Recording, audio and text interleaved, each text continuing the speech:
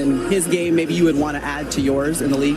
Man, I think Luka. I mean, Luka's amazing and he's incredible. I think the way he can not only score the ball, but also the way he passes. And I think the thing about him is, like, he's not the fastest, he's not the most athletic, but he can get his defender to move where he wants him to go, and he takes up that space, and he does a really good job of either keeping the defender behind him or keeping him to the side. So I think that's something I can certainly learn from. Like, I always kind of want to run away from the defense rather than absorbing the contact and taking up the space that they give me. So I think, obviously, he's pretty incredible. He averages like a 30-point triple-double. So he makes it look pretty easy, but I can promise you it's... That clip right there just revealed something most fans completely missed.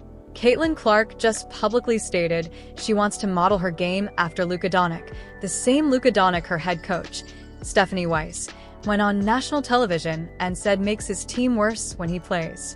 Let that sink in for a second. Your franchise player is telling you exactly who she wants to be, and it's the one player your coach thinks is a net negative. That's not a small disagreement about basketball philosophy. That's a fundamental clash that could define the next 5 years of Indiana Fever basketball. So, Caitlin Clark and Stephanie Weiss, they are obviously player and coach for the Indiana Fever. Stephanie White and Caitlin Clark are two people that are most definitely going to be on the Indiana Fever next year. There is no way in hell that you fire Stephanie White before giving it a good go.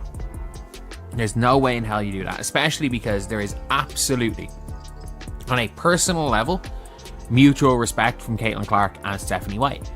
As well as that, I have no doubt about it that Caitlin Clark respects Stephanie White as coach. Here's the context everyone needs to understand. Stephanie Weiss isn't some rookie coach who doesn't know what she's doing. She's made 3 consecutive WNBA semifinals. She won the Commissioner Cup in 2020. She's been Coach of the Year. Her credentials are legitimate, and Caitlin absolutely respects that. But respect doesn't mean alignment, because while Weiss has that resume, she built it with a specific style of basketball. Ball movement, motion offense, everyone touches it, everyone's involved. That's her identity as a coach. Now, watch what Caitlin said about Luka. She specifically praised how he controls pace, how he absorbs contact instead of running away from defenders, how he dictates where his defender goes. That's heliocentric basketball. That's one player dominating possessions and making everyone else adjust to their gravity. It's the exact opposite of what Stephanie Weiss believes wins championships. Got traded, or no, it was right before Christmas. So it was right before Luka picked up that injury. The Mavs were flying, or maybe, sorry, no, it was just after Christmas. So up until Luka got injured, the Mavs were flying. I think they were the 2nd seed or the 3rd seed in the West. They were near the top of the West anyway. They were doing really well. Him and Kyrie were killing it.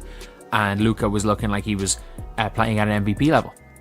Absolutely incredible. And obviously he got injured. And Stephanie White on a broadcast said that the Dallas Mavericks were much better without Luka because more people score and more people touch the ball. And the ball moves better without Luka. December 2023. That's when this tension actually started. Even though nobody connected the dots at the time, the Mavericks were the 2nd seed in the West. Luka was playing at an MVP level, averaging over 30 points, and Dallas looked unstoppable. Then Luka picked up an injury and missed several games, and Stephanie Weiss, working as a broadcast analyst at the time, said on air that Dallas played better without him because the ball moved more and more players got involved in scoring. The basketball community lost their minds over that take because, yes, technically the Mavericks won some games without Luka, but anyone watching actual basketball understood that was unsustainable. You don't build a championship team by removing your best player and hoping role players maintain that level. Luka came back. Dallas made the NBA Finals that season.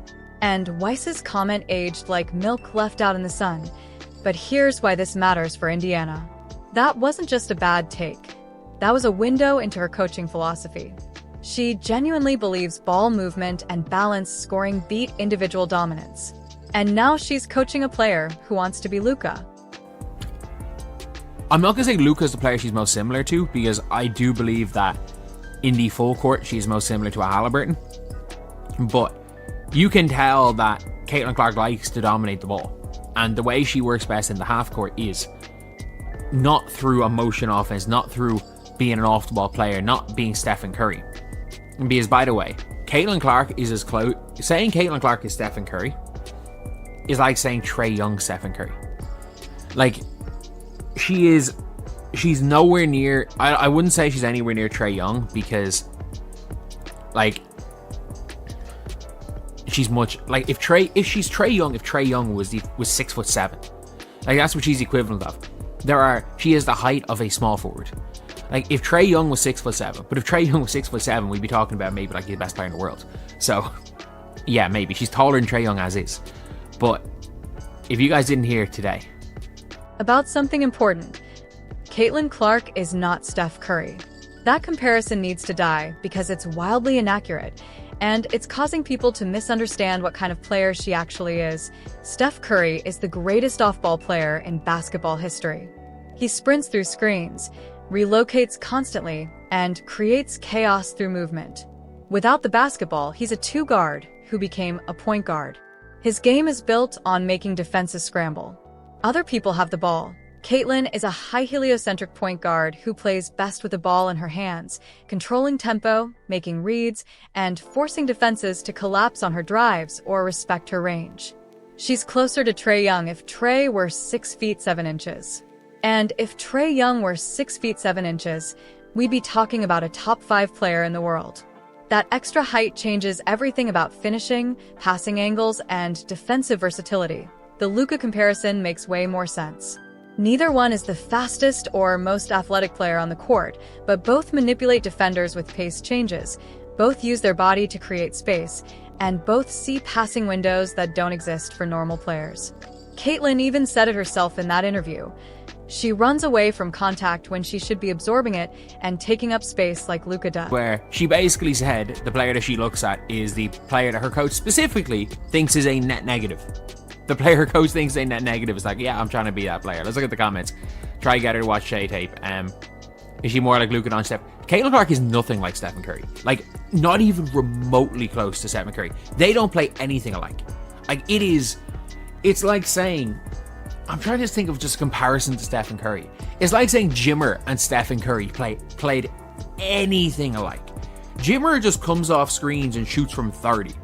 Like, Steph Curry is this off-the-ball mover, came into the league as a two-guard, is actually a point guard. Like, Caitlin Clark's like a Halliburton-type point guard. It's mad. She is nothing. She shoots from far. She's nothing like Stephen Curry. Two favorite players, respective leagues. Caitlin Clark and Doncic get more hate from keyboard warriors.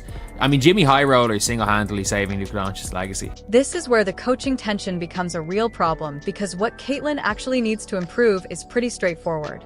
She needs to get better finishing with her left hand. She needs to be more confident shooting going right, so defenses can't force her left every possession. And she needs to continue improving on defense, which she actually did make progress on last season. Those are incremental improvements. Those are the kind of adjustments that turn a Rookie of the Year into a legitimate MVP candidate. She was already close enough as a rookie that small refinements would put her over the top. She doesn't need wholesale changes to her game, but instead, coming into her second season, it felt like she tried to rebuild everything at once. She came in slower. Her finishing was inconsistent. She was missing open layups she would have made as a rookie. Her confidence, shooting right, was still shaky. And while her defense did improve, the offensive regression was noticeable, even before the injuries hit. That's the Angel Reese problem all over again. Remember when Reese spent the entire offseason working on sidestep threes and hesitation dribbles, then came into the season still unable to make basic layups? You can't build Rome in a day. You work on layups first, then mid-range, then, through gradual progression over 5 years, you turn into a perennial all-WNBA player. Trying to